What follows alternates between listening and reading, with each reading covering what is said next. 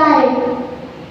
ಮನೆಯಲ್ಲಿ ನಮ್ಮ ಪೂರ್ವಿಕರು ಉಳಿಸಿಕೊಂಡು ಬಂದಂತಹ ಈ ಧರ್ಮವನ್ನು ಉಳಿಸಿ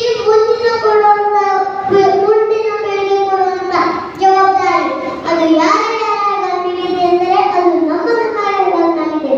ನಾವೇ ಒಳ್ಳೆಯ ಕೆಲಸವನ್ನು ಮಾಡಬೇಕು, ನಾವೇ ಕೆಲಸವನ್ನು ಮಾಡಬೇಕು. ಮನೆಯಲ್ಲಿ ಒಬ್ಬೊಬ್ಬ ತಾಯಿಯಂದರು ಮಕ್ಕಳಿಗೆ ಸಂಸ್ಕಾರ ಕೊಡಬೇಕು. ಮತ್ತೊಮ್ಮೆ ನಮ್ಮ ದೇಶದಲ್ಲಿ ಸಂಸ್ಕಾರ ಬೆಳೆಯಬೇಕು. ಇದು ಸಂಸ್ಕಾರ ಕೊಡುವಂತ ಕಾರ್ಯ, ಧರ್ಮ ಉಳಿಸುವಂತ ಕಾರ್ಯ ಅದು ಯಾರಿಂದ ಸಾಧ್ಯ ಆದರೆ ಅದು ತಾಯಿಯರಿಂದಲೇ ಸಾಧ್ಯ ಆಗೋದು. ಮಕ್ಕಳಿಗೆ ಸಂಸ್ಕಾರ ಕೊಡುವಂತ ಸಾಮರ್ಥ್ಯ ತಾಯಿಯರಿಗಷ್ಟೇ ಇದೆ. ಇದು ನಾನು ಅಂತಿರೋ ಮಾತಲ್ಲ, ಶ್ರೀ